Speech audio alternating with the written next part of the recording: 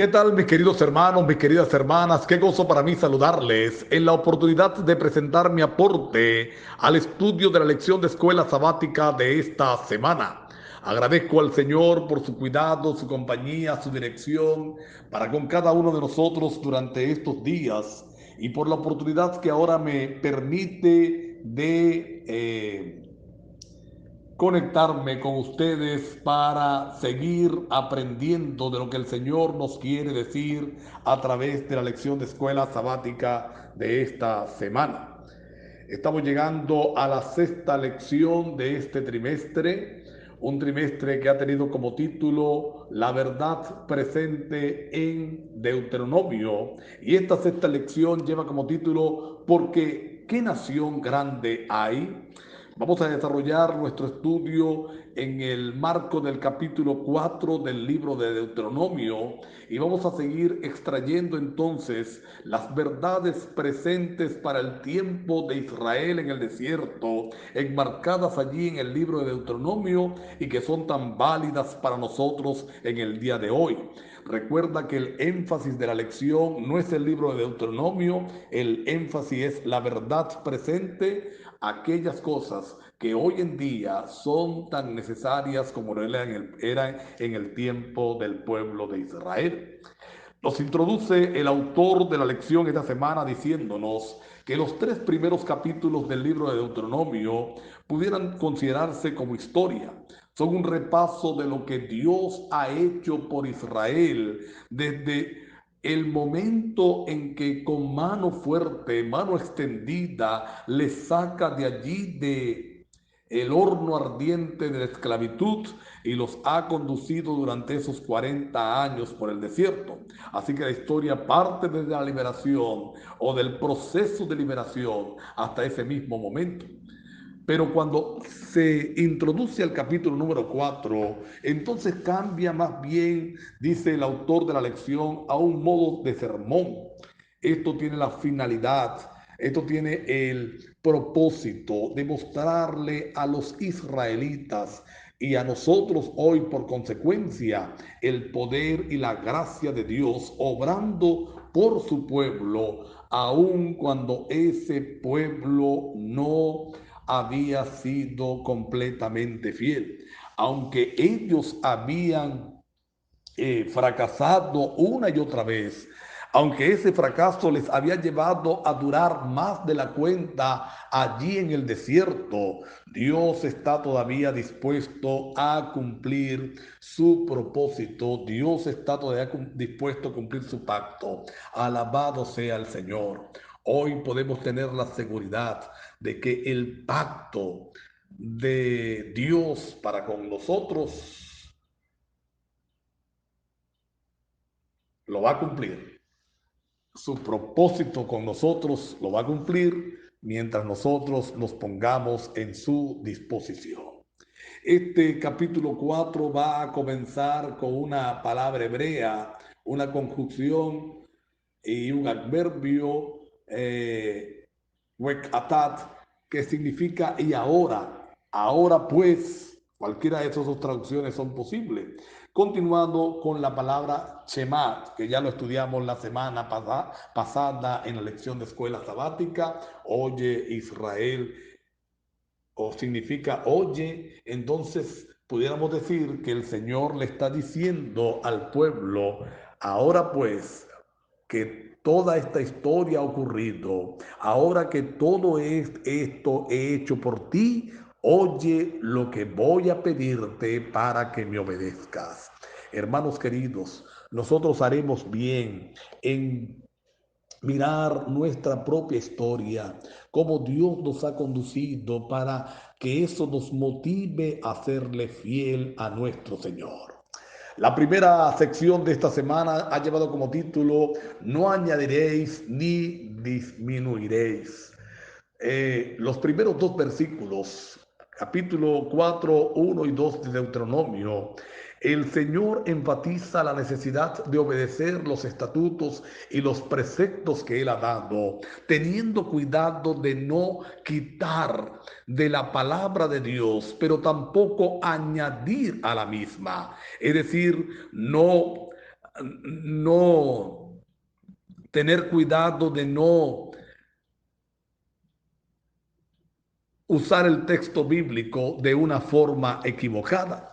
Y parece absurdo que alguien quisiera cambiar la ley de Dios, pero es que ha sido el propósito del enemigo desde tiempos ancestrales hacerlo. Me gusta mucho la cita que aparece allí en la lección, que es tomada de Mensajes Selectos, tomo 2, páginas 133 y 134, donde se enfatiza que el propósito del enemigo, el propósito de Satanás ha sido siempre desvirtuar la ley de Dios, ha sido siempre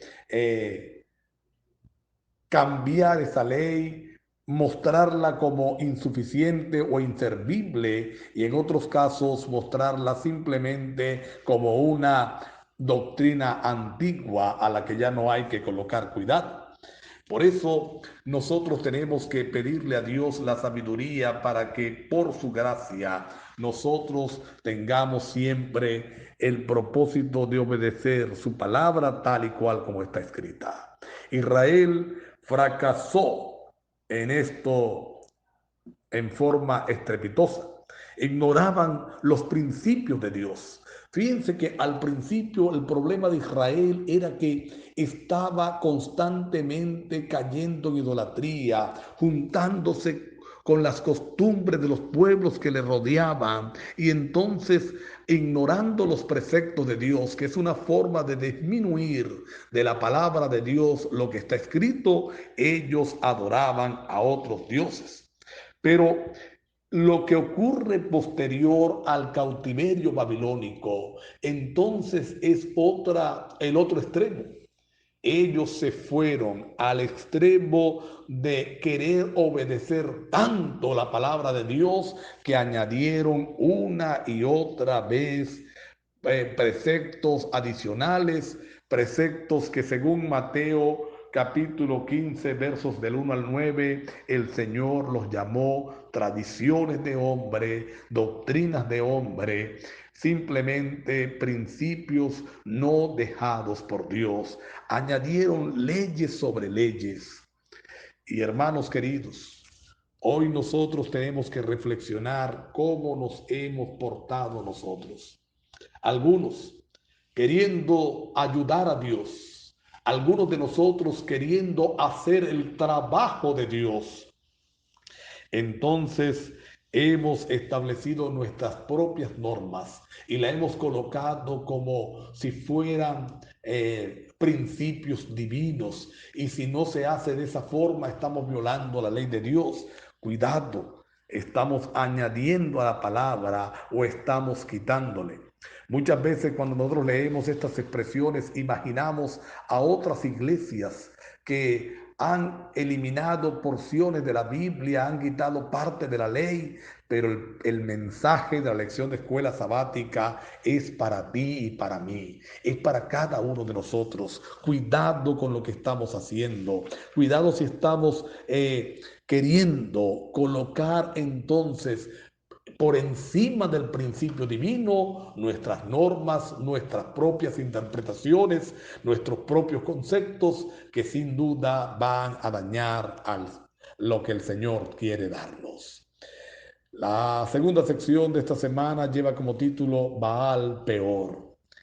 Y Moisés, los versos 3 y 4 del capítulo 4 de Deuteronomio, regresa para darle otra porción de historia al pueblo de Israel, otro poquito de historia.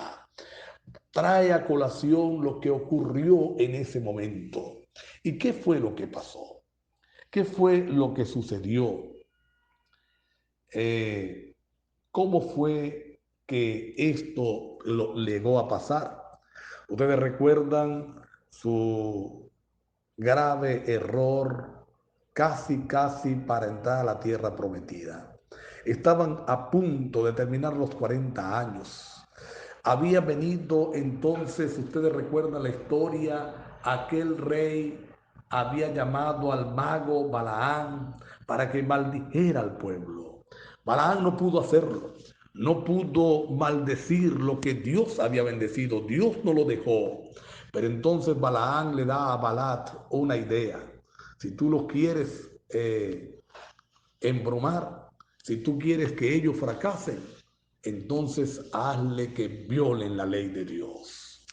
Y mandaron mujeres a danzar y a adorar sus ídolos cerca del campamento israelita. Los israelitas se quedaron cautivados con la belleza de esas mujeres y entonces tristemente participaron de sus pecados. Pero sabes, esto no fue un paso alto de una vez.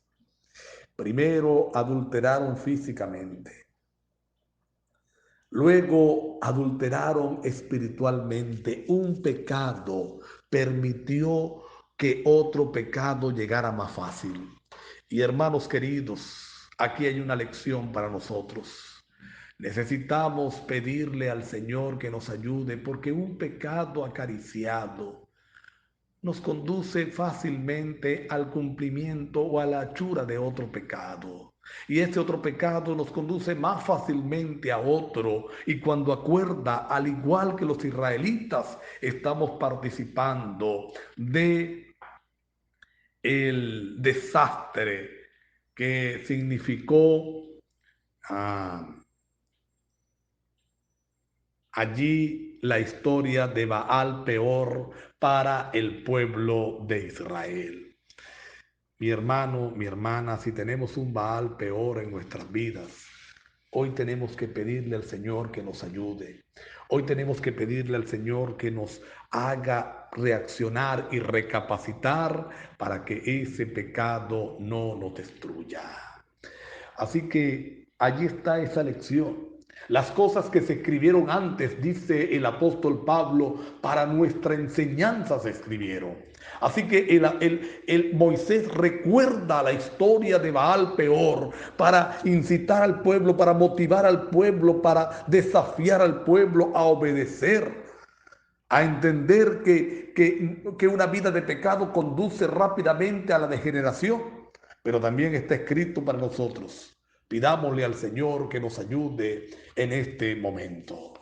Una tercera sección en esta semana lleva como título Seguid a Jehová vuestro Dios. Y vamos a encontrar en ella un contraste con los todos. Todos aquellos que participaron del pecado en Baal Peor, dice la palabra de Dios, fueron destruidos. Pero todos los que no participaron hoy están vivos, dice Moisés, y están listos para encontrarse con la tierra prometida. ¿Qué lección podemos extraer de acá? En primer lugar, no hay término medio en la vida espiritual. Cristo los dijo con palabras un poquito más fuertes. El que no es conmigo, contra mí es. Y el que conmigo no recoge, desparrama. Así que no hay tal cosa como un tercer camino. Algunas personas piensan que hay tres caminos: el camino de la religión para los cristianos, el camino del enemigo para aquellos que hacen las cosas perversas, terribles, y un tercer camino que es mi propio camino. Yo me puedo sujetar, yo sé lo que tengo que hacer. No hay tal cosa. No hay término medio. Y aquí lo vemos. Todos aquellos que participaron en Baal Peor murieron.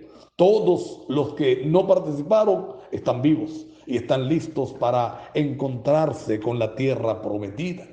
Ahora, mira que nosotros vamos a descubrir en esta sección que la única seguridad para la victoria espiritual, la única seguridad está en aferrarnos a nuestro Señor, en seguir a nuestro Señor. La palabra hebrea para seguir, que aparece allí en el verso que estamos estudiando, verso número 4 de capítulo 4, es una palabra que indica un fuerte compromiso de adhesión a algo externo a nosotros. Fíjense que qué interesante que es la misma palabra que se utiliza en Génesis 2:24 para hablar de la unidad matrimonial. Serán una sola carne. Nosotros necesitamos adherirnos, aferrarnos a nuestro Dios. Necesitamos entregarnos por completo a Él y obtener poder y fuerza en Él para ser más que vencedores en el nombre del Señor. Nosotros vamos a encontrar en esta sección, vamos a recordar que Dios es fiel. Bendito sea el Señor. Seguimos a un Dios fiel. Eso me emociona. Un Dios que no cambia. Un Dios que no puede fallar. Él puede evitarnos caer. Él puede evitarnos ir a la desgracia del pecado, pero Él está esperando que nosotros tomemos la sabia decisión, la consciente decisión de aferrarnos a Dios como lo hicieron aquellos fieles frente a la crisis de Baal peor. Así que esta oportunidad, esta verdad presente sigue siendo, valga la redundancia, presente para nosotros. Necesitamos aferrarnos, así como aquellos necesitaron aferrarse en el pasado a Dios para ser vencedores. Nosotros necesitamos hoy aferrarnos a Dios en medio de la crisis final para ser más que vencedores en el nombre del Señor. Necesitamos orar, estudiar la Biblia, orar, confraternizar. Necesitamos testificar para que Dios haga milagros extraordinarios en cada uno de nosotros. La cuarta sección lleva como título Porque ¿qué nación grande hay? Y ustedes saben, yo tengo un lindo recuerdo con los versos, con estos versos de Deuteronomio 4. El primer tema que preparé para predicarlo en la iglesia recién bautizado, lo tomé de esta sección, lo tomé de esta parte, de este versículo, prediqué acerca de este versículo. Nosotros también, al igual que Israel, somos una nación grande.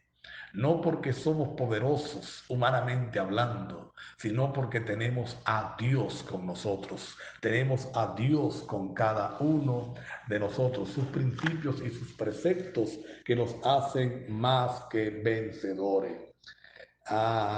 El Señor estaba cumpliendo la promesa hecha una vez a Abraham, cuando él lo llamó a salir de Ur de los Caldeos. Haré de ti una nación grande, te voy a bendecir, te voy a engrandecer tu nombre, serás bendición.